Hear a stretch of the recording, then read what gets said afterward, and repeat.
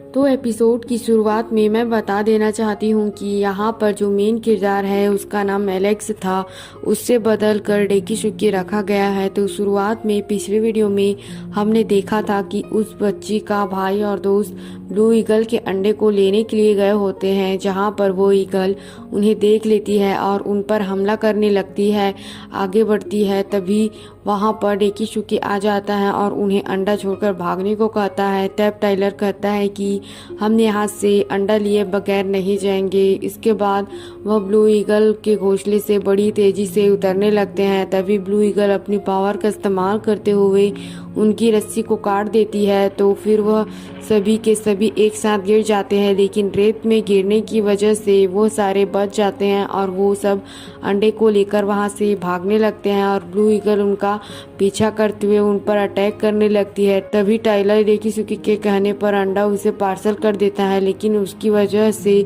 वह blue eagle उसके पीछे पड़ जाती है। तो डेकिसुकी ब्लू ईगल पर चढ़ जाता है और उसके पंख को पकड़ लेता है। इधर बाकी बच्चे उस पर पत्थर फेंकने लगते हैं। ब्लू ईगल उन पर हमला करने लगती है, लेकिन डेकिसुकी उन्हें बचा लेता है और वह सब भागते भागते घने जंगल की तरफ भागते चले जाते हैं। और फिर डेकिसुकी उस ईगल को एक मुक्का मारकर एक पहाड़ में गुफा बना देता है और वह सब उसके अंदर चले जाते हैं। तो वो ब्लू ईगल अंदर आने की कोशिश करती है, लेकिन उसी समय गलती से डेकिसुकी का हाथ एक पत्थर पर पड़ जाता है, जिसकी वजह से उस पहाड़ की प्रोटेक्टिंग शीट एक्टिवेट हो जाती है जो स्टोन विलेज के पूर्वजों ने बनाई थी। यह देखकर वह ब्लू ईगल उस शीट को भी तोड़ देती है और तेजी से अंदर घुसने की कोशिश करती है। तभी स्टोन विलेज के बड़े लोग वहां पर आ जाते हैं और उस ब्लू ईगल पर हमला करने लगते हैं।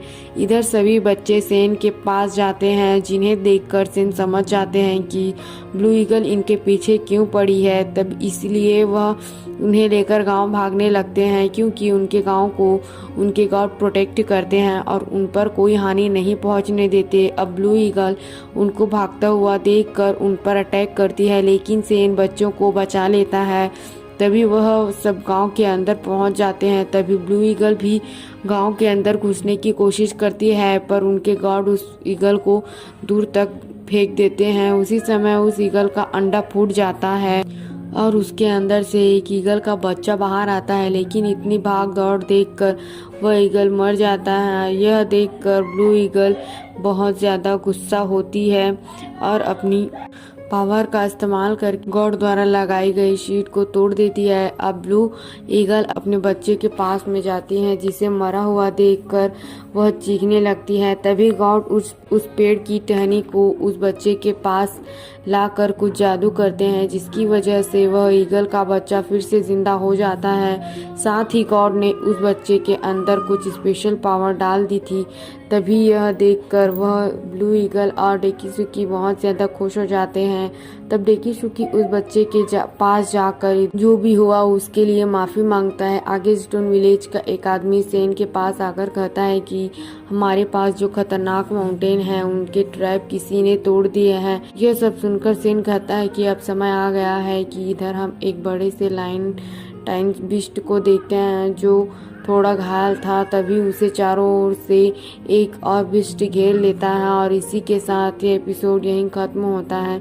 अब अगले एपिसोड में हम देखते हैं कि डेकिसुकी अब से यह ईगल का बच्चा हमारे ही साथ में रहेगा, हमारे गांव में।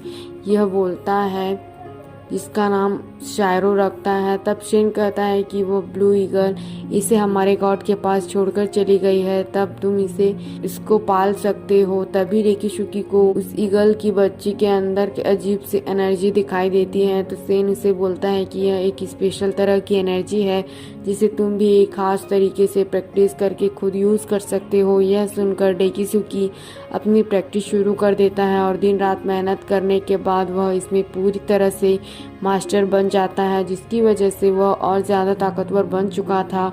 यह देखकर सेन भी चौंक जाते हैं, क्योंकि इतनी जल्दी इसका टेक्निक को सीखना आसान नहीं था। दूसरी तरफ बिस्ट लाइन बनने की खबर पता चलती है और इसी के साथ यह एपिसोड यहीं खत्म होता है। अगर आप हमारा अगला वीडियो देखना चाहते हैं तो चैनल को सब्सक्राइब और लाइक